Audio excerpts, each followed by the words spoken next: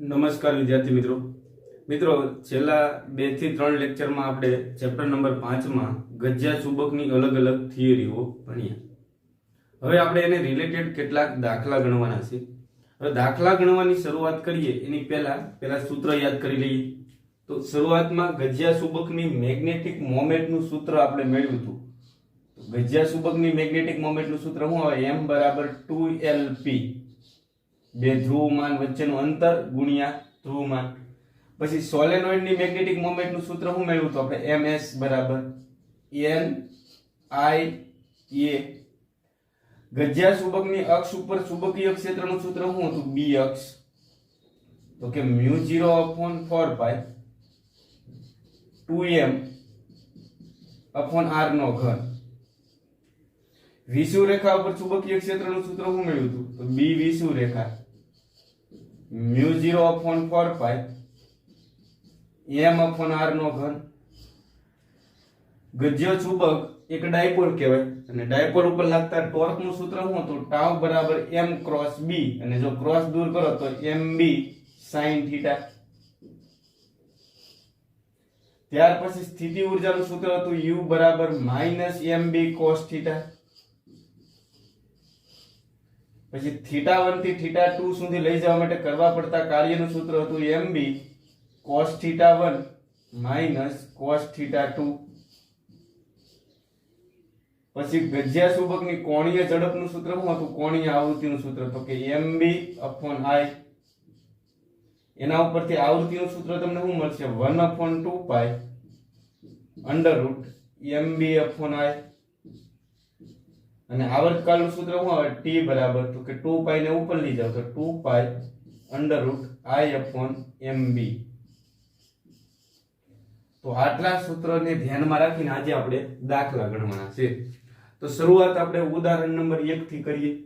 ઉદાહરણ નંબર 1 ની અંદર તમને એવું કીધું કે એક ચુંબકીય સોય ચુંબકીય ક્ષેત્રમાં મૂકેલી છે, અને ચુંબકીય સોયને ચુંબકીય ક્ષેત્રમાં મૂકો એટલે તમને ખબર છે ચુંબકીય ક્ષેત્રની દિશામાં ગોઠવવાનો પ્રયત્ન કરે।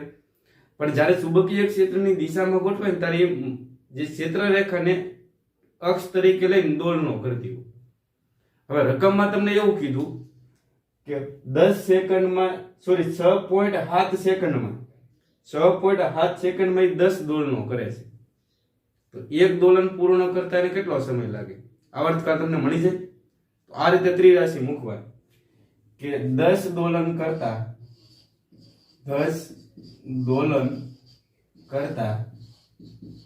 લાગતો સમય કેટલો છે મને કહેશો? 10 દોલનો પૂર્ણ કરતા લાગતો સમય કેટલો છે? 6.7 સેકન્ડ। તો આપણે તો એક દોલન માટે લાગતો સમય ગણવાનો છે, તો એક દોલન પૂર્ણ કરતા લાગતો સમય, ઈ સમય આપણે શું કહીએ છીએ? આવર્તકાળ। એક દોલન પૂર્ણ કરતા લાગતા સમયને શું કહીએ છીએ? આવર્તકાળ। એટલે ડાયરેક્ટ તમને આવર્તકાળ t મળી જાય। ત્રિરાશિ મૂકો તો 1 × 6.7 અંશમાં રહેશે એટલે 6.7 જ થશે, છેદમાં છે 10 આવી જશે એટલે જવાબ શું આવશે? 0.67 સેકન્ડ। તો પ્રશ્ન એ પૂછેલો છે કે આ જે ચુંબકીય સોય ચુંબકીય ક્ષેત્રમાં મૂકી છે એ ચુંબકીય ક્ષેત્રનું મૂલ્ય ગણો, એટલે તમને b ગણવાનું કીધું। આમાં ચુંબકીય સોય છે એની ચુંબકીય શાક માત્રા એટલે કે મેગ્નેટિક મોમેન્ટ તમને આપી છે 6.7 × 10⁻² એમ્પિયર × મીટર², અને એની જડત્વની શાક માત્રા આપી છે 7.2 × 10⁻6²। તો આમાં કયા સૂત્રનો ઉપયોગ કરાય? તો આવર્તકાળ આપ્યો છે તો આવર્તકાળ વાળા સૂત્રનો ઉપયોગ કરાય। તો આવર્તકાળ વાળું સૂત્ર આપણે છેલ્લે લખેલું છે, લો તો લખો સોયનો આવર્તકાળ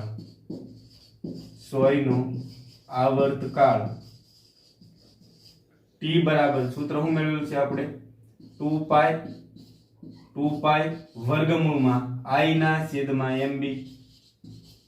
હવે ગણવાનું છે b, તો b ને સૂત્રનો કરતા બનાવવાનો પ્રયત્ન કરીએ તો બે બાજુ તમે વર્ગ લઈ લો તો અહીંયા થાય t નો વર્ગ, અહીંયા થાય 2 નો વર્ગ 4π² વર્ગમૂળ જતું રહેવાનું તો i ના છેદમાં શું આવશે? mb। b ને આ બાજુ લાવો અને t² ને આ બાજુ લાવો તો b = 4 pi square I અંશમાં તો એમનામ રહેશે, અને આ બાજુ લાવો તો m તો હતા જ તે, ને t² છે એ છેદમાં આવે. તો બધી માહિતી તમારી પાસે હાજર છે. તો ચુંબકીય ક્ષેત્ર મળી જાય. તો મને કહેશો 4 ના 4 પાઈ બરાબર તમે કેટલા મૂકશો કયો? 4 ના 4 પાઈ બરાબર મૂકો 3.14 એનો વર્ગ ગુણ્યા આ એટલે જડત્વની ચાક માત્રા રકમ આપી છે કેટલી એટલે 7.2 ગુણ્યા 10 ની માથે -6 ઘાત છેદમાં m એટલે મેગ્નેટિક મોમેન્ટ કેટલી આપી છે 6.2 ગુણ્યા 10 ની માથે -2 ઘાત, અને t એટલે આવર્તકાળ ઓલરેડી આપણે ગણેલો છે 0.67 અને પાછો એનો વર્ગ. હવે આ બધાયનો તમે હિસાબ કરશો ને મિત્રો તો તમારો જવાબ આવશે 0.0098 0.0098. ચુંબકીય ક્ષેત્ર છે એનો એકમ શું થાય ટેસ્લા. હવે અહીં 9 છે એટલે તમે રાઉન્ડ ઓફ કરી શકો, ને તમે રાઉન્ડ ઓફ કરો એટલે અહીં 1 થઈ જાય, એટલે ફાઇનલ જવાબ આપણે આ લખવાનો છે b is nearly equal to 0.01 tesla. આટલું ચુંબકીય ક્ષેત્ર ઉત્પન્ન. તો હવે આપણે ઉદાહરણ નંબર બીજું જોઈએ. બીજા ઉદાહરણની અંદર તમને એક સમાન ચુંબકીય ક્ષેત્ર આપ્યું 800 ગોસ. ચુંબકીય ક્ષેત્ર b કેટલું આપ્યું તો કે 800 ગોસ. તો 800 ના 800 ગોસ એટલે 10 ની માથે -4 ઘાત ટેસ્લા થાય. ગોસ નું ટેસ્લામાં રૂપાંતર કરવા માટે શું કરવાનું તો કે 10 ની માથે -4 ઘાત વડે ગુણ નાખવાનું. હવે આ ચુંબકીય ક્ષેત્રની અંદર તમારે ગજ્જો ચુંબક મૂકવાનો છે ચુંબકીય ક્ષેત્ર સાથે 30 ડિગ્રીના ખૂણે. તો સ્વાભાવિક છે એના પર ટોર્ક લાગશે. તો ટોર્ક તમને રકમ આપી દીધું 0.016 ન્યૂટન ઇન્ટુ મીટર. તો પહેલો પ્રશ્ન એ પૂછ્યો કે એ ગજ્યા ચુંબકની મેગ્નેટિક મોમેન્ટ કેટલી હોય. તો મેગ્નેટિક મોમેન્ટ ગણવા માટે તમને ટોર્ક આપેલું છે, તો ટોર્ક વાળા સૂત્રનો ઉપયોગ કરાય. તો ટોર્ક વાળું સૂત્ર શું છે ટાઉ બરાબર mb sin થીટા. પહેલા ચુંબક પર લાગતું ટોર્ક, તો ટાઉ બરાબર કયા સૂત્રનો ઉપયોગ કરશો mb sin થીટા. ટોર્ક કેટલું આપ્યું છે રકમ આપણે ગણવાનું શું કીધું છે મેગ્નેટિક મોમેન્ટ, તો એને સૂત્રનો કરતા બનાવી દીધું. તો ટાઉ ના છેદમાં b sin થીટા. ટાઉ બરાબર કેટલા આપેલા છે 0.016. મેગ્નેટિક ફિલ્ડ એટલે કે ચુંબકીય ક્ષેત્ર તમને રકમ આપ્યું 800 ગુણ્યા 10 ની માથે -4 ઘાત, અને થીટા કેટલો છે 30 ડિગ્રી નો, એટલે અહીં શું હશે sin 30. તો 0.016 ના છેદમાં 800 ગુણ્યા 10 ની માથે -4 ઘાત. sin 30 ની કિંમત થાય 1/2. તો ઉપર જશે પછી હિસાબ કરશો એટલે ફાઇનલ જવાબ તમારે આવશે 0.0 તમારો જવાબ આવશે 0.4 ampere into metre square. Magnetic moment કેટલી આવશે 0.4 એમ્પિયર ઇન્ટુ મીટર સ્ક્વેર. તો ગજ્યા ચુંબકની મેગ્નેટિક મોમેન્ટ મળી ગઈ. બીજો પ્રશ્ન એ પૂછ્યો છે કે આ ચુંબકને તમારે એની સ્થાયી સ્થિતિમાંથી અસ્થાયી સ્થિતિમાં લઈ જવો છે. હવે સ્થાયી સ્થિતિમાં ક્યારે હોય ચુંબક તો કે ચુંબકીય ક્ષેત્રને સમાંતર હોય, એટલે કે θ1 બરાબર 0 ડિગ્રી. અસ્થાયી સ્થિતિમાં ક્યારે આવે કે ચુંબકીય ક્ષેત્રને પ્રતિ સમાંતર જતો રહે, એટલે પ્રારંભમાં એ કેટલા ડિગ્રીના ખૂણે છે 0 ડિગ્રીના ખૂણે, પછી એને અસ્થાયી એટલે કે 180 ડિગ્રીના ખૂણે લઈ જવો છે. સમાંતરથી તમારે પ્રતિ સમાંતર લઈ જવો છે, એટલે કે 0 થી 180 ડિગ્રી લઈ જવો છે. તો તમારે કાર્ય કરવું પડે. તો કેટલું કાર્ય કરવું પડે એ બીજો પ્રશ્ન પૂછેલો છે. તો લખો θ1 બરાબર 0 થી θ2 બરાબર 180 ડિગ્રી સુધી લઈ જવા માટે કરવું પડતું કાર્ય. તો કાર્યનું સૂત્ર ઓલરેડી આપણે મેળવેલું છે w બરાબર mb cos θ1 minus cos θ2.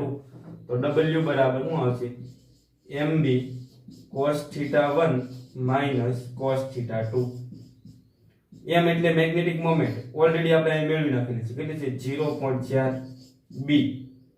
ચુંબકીય ક્ષેત્ર કેટલું છે લાગુ પાડેલું 800 ગુણ્યા 10 ની માથે -4 ઘાત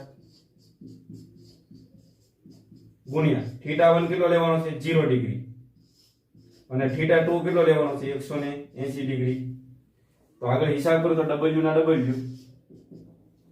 બરાબર 800 ગુણ્યા 0.4 કરો એટલે 8 4 32 320 થાય બરાબર. 320 ગુણ્યા 10 ની માથે -4 ઘાત cos 0 ની કિંમત કેટલી થાય 1 અને cos 180 ની કિંમત થાય -1 એટલે માઈનસ માઈનસ પ્લસ થઈ જાય અને આ બાજુ લઈ જાઓ તો w બરાબર સોરી 1 + 1 એટલે 2 ને 2 આની હારે ગુણાય એટલે 640 થયા ગુણ્યા 10 ની માથે -4 ઘાત 4 ડિજિટ કશે નાખો 1 2 3 ને 4 એટલે જવાબ શું આવશે w બરાબર 0.066 આવે જૂલ 0.066 જૂલ તમારે કાર્ય કરવું પડે તો બે પ્રશ્ન પૂરા થયા પહેલા મેગ્નેટિક મોમેન્ટ ગણવાની હતી બીજામાં કાર્ય ગણવાનું હતું હવે તમને ત્રીજો પ્રશ્ન એવો પૂછ્યો છે કે આ ગજિયા ચુંબકની મેગ્નેટિક મોમેન્ટ જેટલી જ મેગ્નેટિક મોમેન્ટ વાળો તમારે સોલેનોઇડ ધ્યાનમાં લેવાનો છે એટલે ગજિયા ચુંબકની મેગ્નેટિક મોમેન્ટ કેટલી મળી 0.4 તો સોલેનોઇડની મેગ્નેટિક મોમેન્ટ કેટલી છે 0.4 તો ગજિયા ચુંબકને સમતુલ્ય જો તમારે સોલેનોઇડ બનાવવું હોય તો એ સોલેનોઇડમાંથી કેટલો વિદ્યુત પ્રવાહ પસાર કરવો જોઈએ ને એવું તમને પૂછેલું છે એ સોલેનોઇડનું ક્ષેત્રફળ તમને આપી દીધું છે 2 ગુણ્યા 10 ની માથે -2 ઘાત 1000 આટા આપેલા છે તો તમને એમાં પ્રવાહ ગણવાનું કીધો છે તો ત્રીજો પ્રશ્ન સી સોલેનોઇડની મેગ્નેટિક મોમેન્ટ સોલેનોઇડની મેગ્નેટિક મોમેન્ટ તો સૂત્ર શું આવશે ms NIA સોલેનોઇડની મેગ્નેટિક મોમેન્ટ કેટલી લેવાની છે તો કે ગજિયા ચુંબકની જે છે એ જ તે કારણ કે એને સમતુલ્ય છે આટાની સંખ્યા કેટલી છે 1000 એટલે 10 ની 3 ઘાત લખીએ તમે બરાબર પણ આપણે આમ નામ રાખીએ i ના i ક્ષેત્રફળ કેટલું છે 2 ગુણ્યા 10 ની માથે -2 ઘાત હવે આનો હિસાબ કરશો ફાઇનલી તો i બરાબર તમારો જવાબ આવશે 2 એમ્પિયર ઘરે જઈને તમે તમારી રીતે હિસાબ કરી લેજો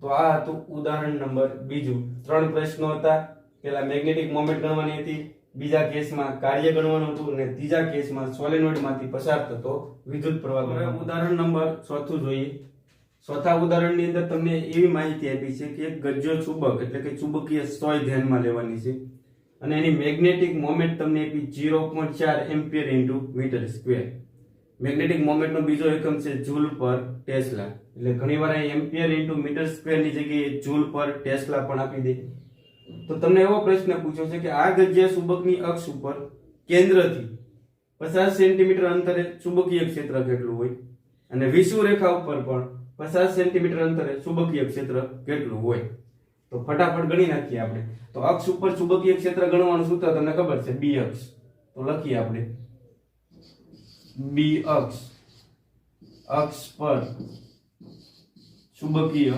ક્ષેત્ર જેને આપણે બી અક્ષ કહી દઈએ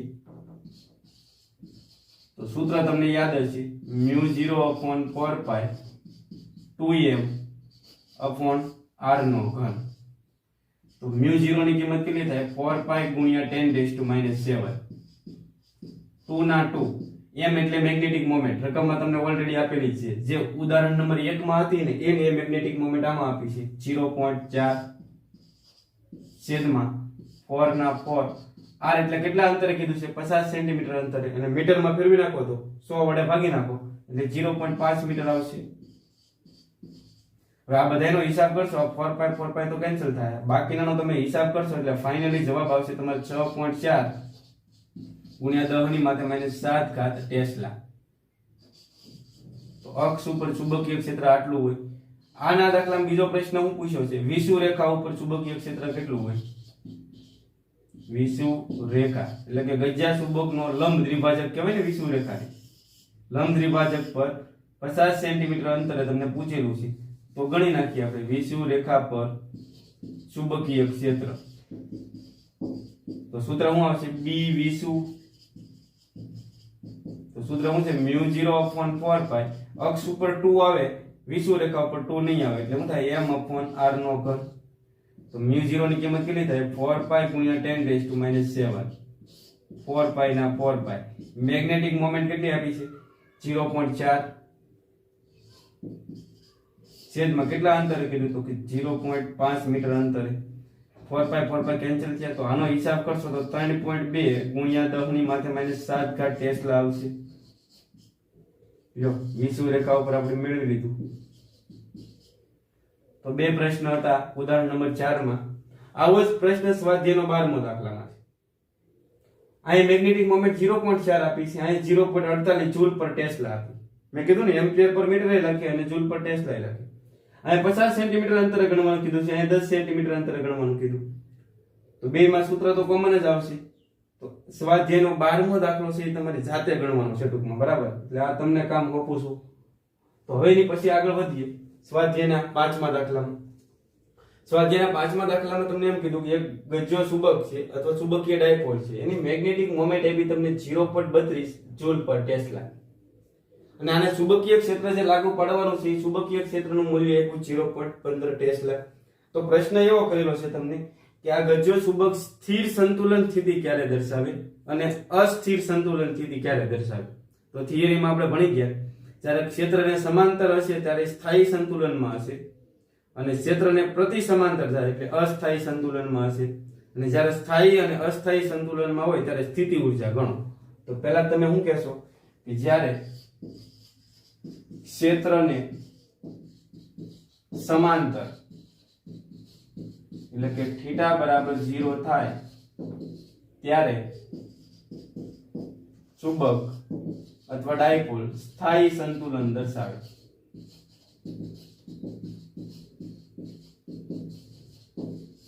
ત્યારે એની સ્થિતિ ઊર્જા કેટલી હોય તો એને હું કીધું U1. સ્થિતિ ઊર્જાનું સૂત્ર તમને ખબર છે, -mb cos θ. પ્રારંભમાં જે ખૂણો છે એને θ1 કીધી આપણે. તો U1 ના U1 -mb ના mb કિંમત મૂકતા જાવ ને. મેગ્નેટિક મોમેન્ટ તો તમને ઓલરેડી આપી છે 0.32, ચુંબકીય ક્ષેત્ર આપ્યું 0.15 અને થીટા કેટલો આપેલો છે 0 ડિગ્રી. તો માઇનસ ના માઇનસ 0.32 ગુણ્યા 0.15 કરો એટલે 0.48 થાય, 0.048. અને cos 0 ની કિંમત થાય 1. એટલે ફાઇનલ જવાબ તમારો શું આવશે -0.048 જૂલ. આટલી સ્થિતિ ઊર્જા હોય. આને આપણે લઘુત્તમ કહીએ છીએ. અચ્છા, જ્યારે હવે પ્રતિ સમાંતર ગોઠવાય ત્યારે કેવા સંતુલનમાં હશે? અસ્થાયી સંતુલનમાં. એટલે લખીએ જ્યારે ક્ષેત્રને પ્રતિ સમાંતર ગોઠવાય, પ્રતિ સમાંતર એટલે કે θ2 બરાબર 180 ડિગ્રી થાય ત્યારે ચુંબક અસ્થાયી સંતુલનમાં હોય.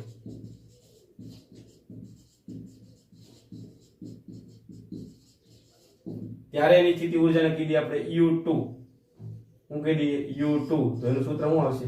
-mb cos θ2. મેગ્નેટિક મોમેન્ટ તમને ખબર છે કેટલી આપી છે? m બરાબર 0.32. ચુંબકીય ક્ષેત્ર કેટલું છે? 0.15 અને θ2 કેટલો છે? 180 ડિગ્રી. તો માઈનસ આ બધાનો હિસાબ કરશો એટલે જવાબ આવશે 0.048 અને cos 180 ની કિંમત થાય -1 એટલે ફાઇનલી માઈનસ માઈનસ પ્લસ થશે એટલે સ્થિતિ ઊર્જા કેટલી થાય? 0.048 જૂલ. આ ધન આવે એટલે કેવી થાય? મહત્તમ. તો આ તો સ્વાધ્યાયનો 5મો દાખલો. એમાં સ્થાયી અને અસ્થાયી સંતુલન ક્યારે સ્થપાય અને ત્યારેની સ્થિતિ ઊર્જા કેટલી હોય. સ્વાધ્યાયનો 6થો દાખલો જોઈએ. 6થા દાખલાની અંદર તમારે એક સોલેનોઇડ લેવાનો છે. ગયા લેક્ચરમાં આપણે જોઈ ગયા કે સોલેનોઇડ એ ચુંબક તરીકે વર્તે છે. તો સોલેનોઇડને આપણે ગજ્જો ચુંબક કહીએ છીએ. સોલેનોઇડની અંદર આટાની સંખ્યા આપી તમને 800, ક્ષેત્રફળ તમને આપી દીધું છે, સોલેનોઇડમાંથી પસાર થતો વિદ્યુત પ્રવાહ પણ તમને આપી દીધો છે. આ સોલેનોઇડને 0.25 ટેસ્લાના ચુંબકીય ક્ષેત્રમાં 30 ડિગ્રીના ખૂણે મૂકવાનો છે. તો પ્રશ્ન એ પૂછ્યો કે આ સોલેનોઇડ ઉપર લાગતું ટોર્ક કેટલું હોય. તો ગજ્જો ચુંબક તરીકે વર્તે તો ચુંબક ઉપર લાગતા ટોર્કનું સૂત્ર શું આવે? ટોર્ક ટાઉ બરાબર mb sin θ. તો ટાઉ ના ટાઉ, m એટલે મેગ્નેટિક મોમેન્ટ, પણ અહીંયા વાત કોની થાય છે? સોલેનોઇડની. તો સોલેનોઇડની મેગ્નેટિક મોમેન્ટનું સૂત્ર શું આવશે? n I a બરાબર b ના b sin θ ના sin θ. બધી વસ્તુ તમારી પાસે હાજર છે. આટાની સંખ્યા કેટલી છે? 800. પ્રવાહ કેટલો છે? 3 એમ્પિયર. ક્ષેત્રફળ કેટલું છે? 2.5 ગુણ્યા 10 ની માથે -2 ઘાત. ચુંબકીય ક્ષેત્ર કેટલું છે? b 0.25 અને થીટા કેટલો છે 30 ડિગ્રી. sin 30 ની કિંમત થાય 1/2. આ બધાનો હિસાબ કરશો એટલે ડાયરેક્ટ તમારે જવાબ આવશે. અહીં જવાબ આવશે 0.075 જૂલ. તો દાખલામાં કાંઈ લેવાનું નથી, બરાબર ને? રકમ મોટી છે પણ દાખલો હાવ સિમ્પલ છે. તો આ તો સ્વાધ્યાયનો છઠ્ઠો દાખલો. એની પછી જોઈએ આપણે સ્વાધ્યાયનો 19મો દાખલો. એની અંદર તમારે એક વર્તુળાકાર રિંગ ધ્યાનમાં લેવાની છે ને આપણે આ જેની અક્ષ છે એના વ્યાસમાંથી પસાર થાય. શિરોલંબ સમતલમાં રિંગ મૂકેલી છે. ચુંબકીય ક્ષેત્રને પહેલા લંબ રૂપે મૂકવાની છે. ચુંબકીય ક્ષેત્ર સપોઝ આ દિશામાં હોય તો માની લઈએ કે રિંગ આ રીતે મૂકેલી હશે. તો પ્રારંભમાં A અને B વચ્ચેનો ખૂણો કેટલો થાય? તો કે B આમ છે એનો ક્ષેત્રફળ સદિશ આમ છે. બંનેનો ખૂણો કેટલો હશે? 0 હશે. હવે આને ભ્રમણ કરાવડાવવાની છે. ભ્રમણ કરાવશો એટલે થોડોક સમય પછી છે ચુંબકીય ક્ષેત્રમાં ગોઠવવાનો પ્રયત્ન કરશે, બરાબર? ચુંબકીય ક્ષેત્રને લંબ રૂપે ગોઠવવાનો પ્રયત્ન કરશે પણ ત્યારે ચુંબકીય ક્ષેત્રમાં એ દોડનો કરતી હોય અને એ દોડનોની આવૃત્તિ તમને રકમ આપી દીધી છે 2 સેકન્ડ ઇનવર્સ. સેકન્ડ ઇનવર્સ ને તમે હર્ટ્ઝ કહી શકો. તો આપણી વર્તુળાકાર રિંગ છે ને 2 હર્ટ્ઝની આવૃત્તિથી દોડનો કરે છે. તો આ રિંગમાંથી પસાર થતો વિદ્યુત પ્રવાહ કેટલો હશે ને એવો પ્રશ્ન પૂછ્યો છે. રિંગમાં આટાની સંખ્યા તમને આપી દીધી છે, રિંગની ત્રિજ્યા આપી દીધી છે, રિંગમાંથી પસાર થતો પ્રવાહ તો તમને આપી દીધો છે I. હું સ્મોલ I કહી દઉં. રિંગની ઝડપની છાક માત્રા પૂછી. છાક માત્રાને આપણે I વડે બતાવીએ એટલે અહીં મેં પ્રવાહને સ્મોલ I વડે બતાવી દીધું. તો આની ઝડપની છાક માત્રા કેટલી હોય ને તમારે ગણવાનું કીધું છે. હાવ સિમ્પલ પ્રશ્ન છે. તમને ખબર છે આવૃત્તિ આપી હોય તો આવૃત્તિ વાળા સૂત્રનો ઉપયોગ કરાય. તો આવૃત્તિનું સૂત્ર આમાં સામે હાજર છે. તો લખો આવૃત્તિ F બરાબર સૂત્ર શું છે? 1/2 √MB/I. ઝડપની શાક માત્રા ગણવાની છે તો એના સૂત્રનો કરતા બનાવો તો એના માટે પહેલા વર્ગ કરવો પડશે. તો f² = શું થાય? 1 2 નો વર્ગ 4 થશે, π² થશે ને અહીં વર્ગમૂળ જતું રહેશે એટલે MB ના છેદમાં I ને સૂત્રનો કરતા બનાવી દો તો શું આવશે? MB/4π². I આમ જતા રહેશે, f આ બાજુ આવશે એટલે શું થાય? f². હવે f એટલે મેગ્નેટિક મોમેન્ટ તમને ક્યાંય આપી છે નહીં. તો રિંગ માટે મેગ્નેટિક મોમેન્ટનું સૂત્ર શું આવે? NIA.